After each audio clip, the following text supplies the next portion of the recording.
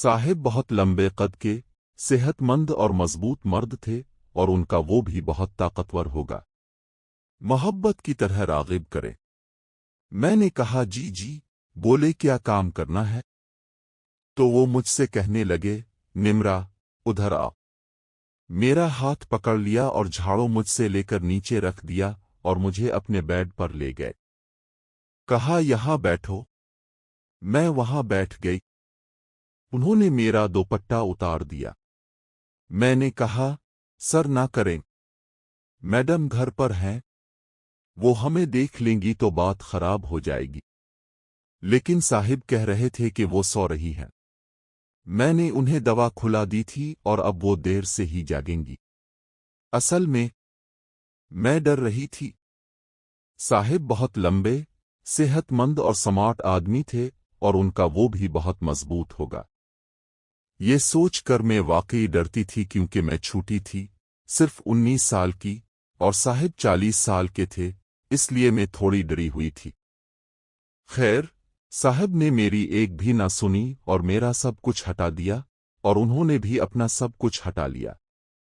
फिर वो गेम खेलने लगे और जैसे ही गेम शुरू हुई मेरी जोरदार चीख निकल गई।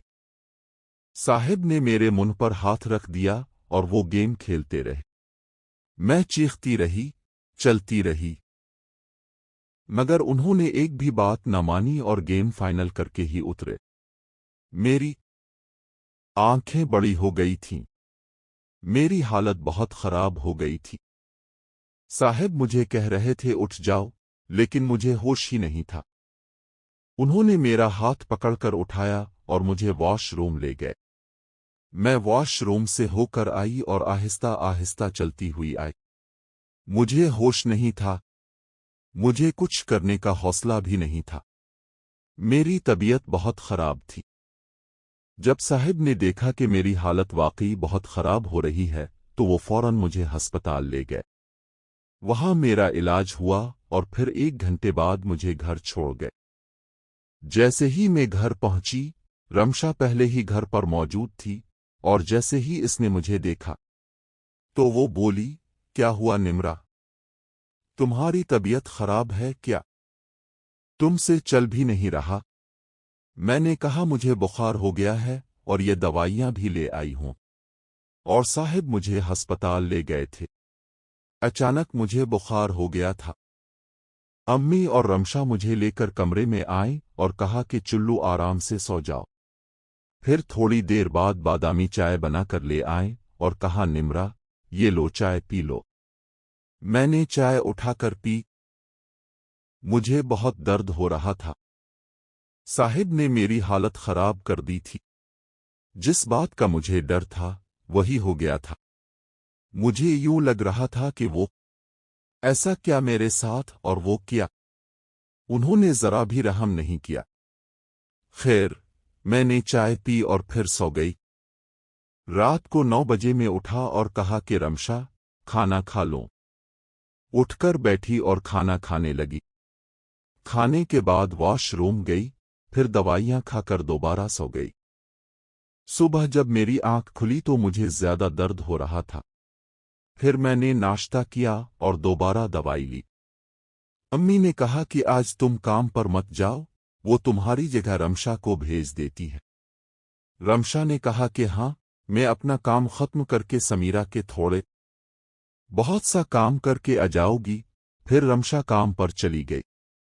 रमशा ने अपने काम खत्म कर लिए थे और फिर मैं काम करने के लिए चली गई। हुसनैन के घर गई तो उसने दरवाज़ा खोला। हुसनैन मेरी बहन को जानता था।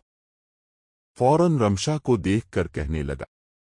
रमशा कहने लगी, हुसनैन भाई, वो निम्रा की तबीयत खराब है, इसे बुखार है, इसकी जगह आज घर का सारा काम मैं ही करूंगी। उसने कहा ठीक है। फिर रमशा अंदर आ गई। अब रमशा घर का सारा काम कर रही थी और हुसनैन इसे बार बार देख रहा था क्योंकि रमशा मुझसे बड़ी है और मुझसे ज्यादा सेहतमंद भी है। इसके बाल भी बहुत वो बड़े बड़े थे, जिन्हें देखकर हुसनैन की तबीयत खराब हो रही थी और अब तो रमशा को भी शक होने लगा था कि हुसनैन इसे गौर से देख रहा है बल्कि दूसरी तरफ से भी देख रहा है। रमशा ने कहा, क्या हुआ? हुसनैन भाई, मैं नोट कर रही हूं। आप काफी देर से मुझे ही देख रहे हैं। तो हुसनैन मुस्कुराने लगा और कहने लगा, रमशा तुम बहुत खूबसूरत हो और मुझे तुम बहुत अच्छी लगती हो। फिर हुसनैन गया और रमशा को पकड़ लिया और रमशा ने भी कुछ नहीं कहा। शायद रमशा का भी दिल था। काफी देर तक वो एक दूसरे के साथ घूमते रहे। हुसनैन ने उसे छोड़ा और कहा, नीमरा की जगह तुम हमारे घर काम करने आओ। तो रमशा बोली कि हसनयन, मैं तो दूसरे घरों में काम करती हूं। वो तो नमीरा की तबीयत ठीक नहीं थी और उसे तेज बुखार था। आज मैं इसकी जगह पर आई हूं। अब मैं रोजाना तो नहीं आ सकती। हसनयन ने कहा कि रमशा, अब मुझे बहुत अच्छी लगती हो और मैं उम्मी को भेजकर तुम्हारे घर पर तुम्हारा हाथ मांगूंगा और मैं तुमसे शादी करूंगा। हसनयन वही खेल खेल रहा था जो उसने मेरे साथ खेला था और वो सारी बातें उसने रमशा से कही जो उसने मुझसे कही थीं।